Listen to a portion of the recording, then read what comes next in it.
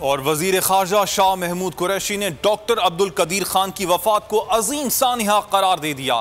بول نیوز سے گفتگو میں شاہ محمود قریشی نے کہا کہ ملک کے ناقابل تسخیر دفاع کی بنیادی وجہ ڈاکٹر عبدالقدیر کی محنت ہے۔ انہوں نے ناممکن کو ممکن کر دکھایا، تمام تر رکاوٹوں کے باوجود منزل حاصل کر لی۔ انہوں نے کہا کہ قوم آج محسن پاکستان کو خراج عقیدت پیش کر رہی ہے۔ آج پوری قوم اشکبار ہے۔ بالکل آپ نے درست کہا، جو ان کی خدمات ہیں وہ پوری قوم ان کا اعتراف بھی کرتی ہے اور ان کو سراہ بھی رہی ہے اور ان کو خراج تحسین بھی پیش کر رہی ہے۔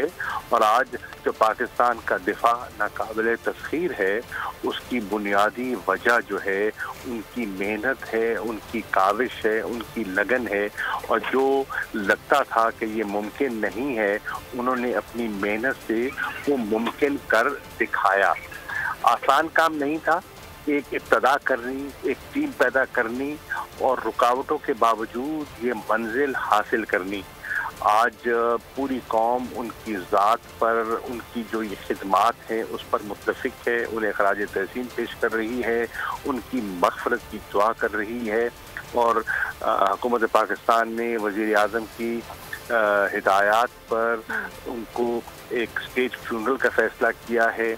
ان کو ان کی خواہش کے مطابق بادشاہ اپنا فیصل مسجد میں انہیں دفن کیا جائے گا، اور قوم یکسوئی سے اپنے دفاع کے لیے یکجا رہی، اور اس کا نتیجہ یہ ہے کہ الحمدللہ ہمیں کامیابی ہوئی۔ سبسکرائب کریں اور بیل دبائیں تاکہ کوئی خبر رہ نہ جائے۔